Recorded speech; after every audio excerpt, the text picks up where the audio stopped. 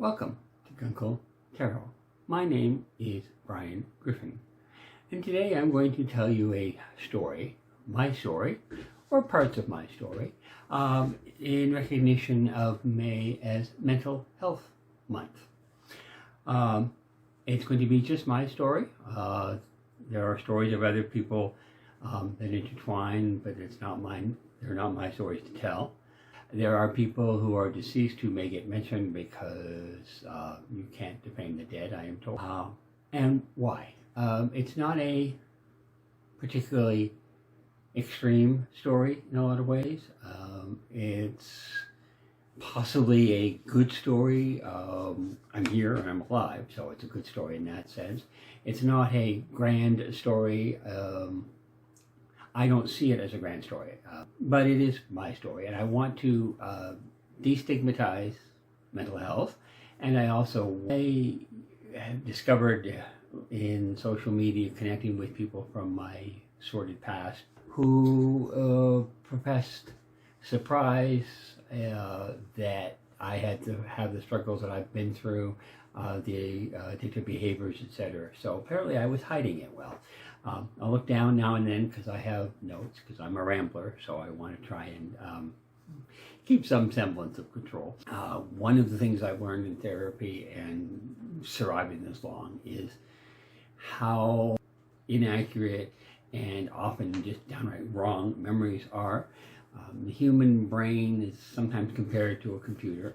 It's a little different there because typically if a computer file is corrupt, it just doesn't open. It's clearly corrupt. Our memories often get corrupted, but they get changed, and so they're different, but they're still accessible. Memories are often not as reliable as we like to think. And I'll have a story about that later on. So I have almost no memories of my own from very young that I am convinced are my memories. There are family stories that I'm very familiar with, told flipping through the album and family gatherings and embarrassing family members in front of partners, etc. So there's a lot of stories, and I have a lot of memories of stories. So, but they're not memories of the event, the thing. So a lot of what seems to be the root cause of my mental health challenges are conjecture, with talking with experts and doing some soul searching, etc. But it's a working theory. So I was born in the summer of 1958, third of four children, third child at the time, obviously. Parents who had only planned to have two kids. Mother who smoked through pregnancy and smoked menthols. So there was a lot of environmental factors.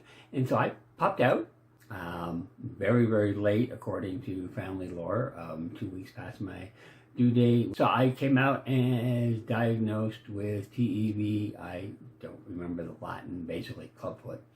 And so there was surgery fairly quickly. And being an infant, who had no ability to understand what was going on. And also, of course, I was circumcised. So bodily autonomy was an issue right from the very early days.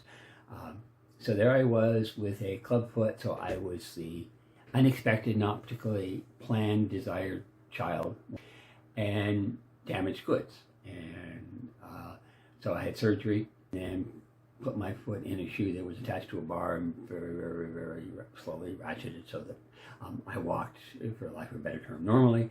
So there I was, damaged goods, needing special treatment,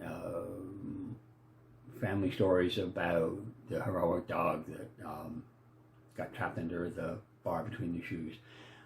But then also we moved out of Toronto. Dad got a job up north. So then there's a memory of coming back into Toronto to go to the hospital. Again, special treatment for the damaged goods. I don't think it was ever specifically said to me.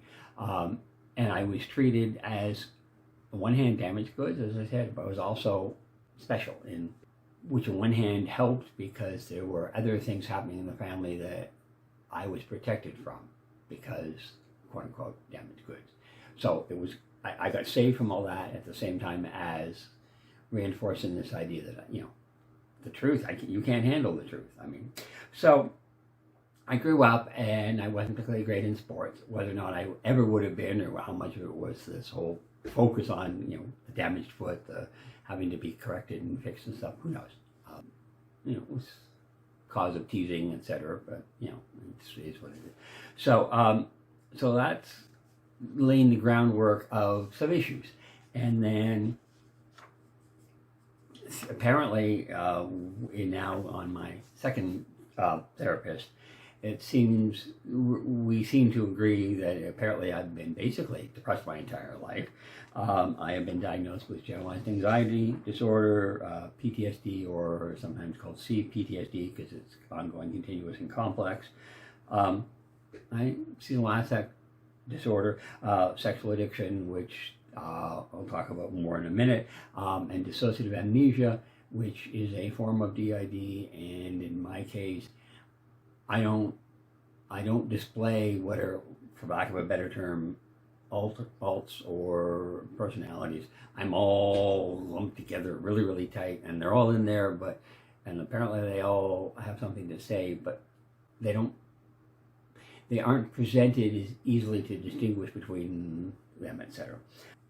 So I've got all this stuff going on, and on the one hand, I have the dubious fortune of being this far off of the normal.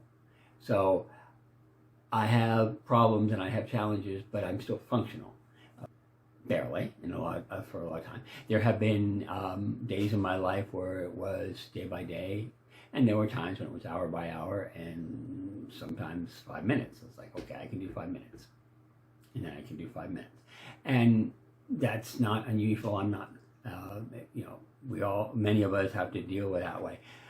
Again, going back to the point of why I'm talking about this is because I'm just another typical case of what modern capitalism, consumption society puts us through as we attempt to survive. And so my hashtag, by the way, is #survive2thrive, and I'm working on it. So I functioned. I've held down jobs, and even when I was taking acid all weekend long and drinking and having a lot of sex, I was functional. But I was barely functional, and it means that I missed a lot of life. I have very few actual memories. I have disjointed memories. I have incredibly repressed memories. I have, for example, memories of something happening on a particular date that absolutely cannot have happened that date. There's physical evidence about saying, etc. So it absolutely could not have happened on this particular date. It happened to be my 20th birthday.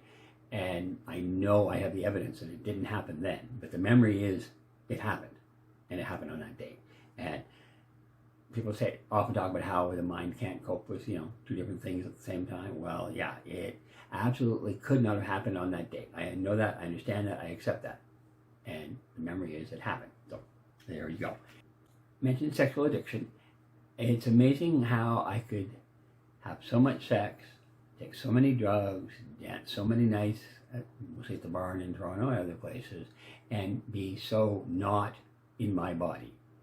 So you think, oh, well, sex and dancing, you're really in your body, etc. But no, I was still able to not really be in my body that entire time. Sometimes I was in my head, sometimes I was in I don't know where. And again, I was just close enough to normal that I didn't bottom out. I didn't get super incredibly sick and have to, get a kidney replaced, etc. The day I spent, it was a Saturday, my usual acid supplier was not in town, and I wanted more acid, but I was very particular about only buying from trusted sources. So I spent 6 hours running around downtown Toronto, in and around what's often referred to as the steps in the heart of the gay village, and finally stopped at a coffee shop and said, I can't find it, and the hunt for the acid is in control. And as a control freak, I refuse to give up control, so I stopped. I haven't done acid since. And I don't drink, but that's got more to do with the physical reaction, ulcer, etc. So I stopped, and it was easy for me. but not because I got better, but because the addiction to be in control, or think I was in control, believe I was in control, was stronger than the addiction for the pleasure of the acid trip. So just different. And my understanding from this that very often that's what an addict does. They're still an addict. It's their behavior, it's their disease, whatever your whole philosophy is of it. They are still an addict, but they change the addiction for the bad, destructive behavior for something else. A person I worked with for many years stopped drinking and then proceeded to ride a bike like miles and miles and miles a day. He also learned a little bit of control and had a supportive wife, so he didn't start riding and lose track of everybody. But he changed the bad behavior for a less destructive behavior and learned to manage it into his life, and that was good for him. So so that there we are. Generalized anxiety, my life, obviously in addition to the bodily autonomy issues from being put under and cut open as an infant, and then being circumcised. Then I moved to downtown Toronto in the spring of 1978, and 3 years later, what later became known as HIV/AIDS exploded in my community. So yeah, there's some PTSD from that. Every time I return to Toronto, I stop downtown at the Permanent AIDS Memorial. And it's the point now where I can't even tell you how many names on there I knew the people. The names are gone in a lot of cases. It's just all part. I'm better-ish, and I'm getting better, and I'm at 65, which is more than 150% of my life expectancy, because back in when I turned 25 in 1983, I thought, if I'm lucky, God will give me up to 40. And the gods laughed. And so I thought 40. And then as 40 approached, I moved out of Toronto, and because I needed to figure out how to live past 40, because I hadn't expected to. And that's when I moved to Central Ohio. And it's one of the reasons why the song, The Ballad of Lucy Jordan, Marianne Faithfull's version, is one of the 3 most important songs in my life. So there I was at 37 thinking I'm going to hit 40, and I don't know how to do 40. I don't know how to do 40 plus anything. It's not a stunning story with bottoming out and huge numbers of there are huge numbers of sexual partners, but I can't sit here and tell a lot of tales. I could talk about sex in public places. I could talk about the steam baths, having sex in a steam bath, working in a steam bath, having sex while working in a steam bath, all that stuff. I mean, I went through that, and I'm not ashamed of any of it, but it's not a lot of detail to recount. I managed to be Canadian middle class waspy, floating along in the middle, not getting a lot of attention, checking the newspaper, not wrapping a car around a tree, not killing a partner, etc. But I offer it for the same reason every year on National Coming Out Day, I talk about my coming out, which was, again, not super traumatic. There were some glitches, like coming out in a letter to my parents instead of, face to face. But overall, it was a pretty good story and a pretty easy coming out for the 1970s in rural southern Ontario. But I think it is important to have these stories that say there are often extremes, but then there's often this not looking extreme, but still things happen, and you can be suffering and people aren't seeing it, and that can give you comfort, because then you're going along and you're surviving and you're functioning, and it can be depressing and lonely, and so if that's you and you feel that you're a high functioning hot mess that is getting by, you can be that, or you can decide that maybe there's something else going on, and you can reach out to a therapist, to a support group, to friends. My alter ego sister Flirt will gladly have conversations with you based on my life experience and my study of the human species. But just know that there is a lot of this sort of unseen, often undiagnosed and unrecognized mental health challenge. And if that's you and you're ready to talk about it, talk about it. If you're ready to work on it, work on it. And know that you're loved and you're valued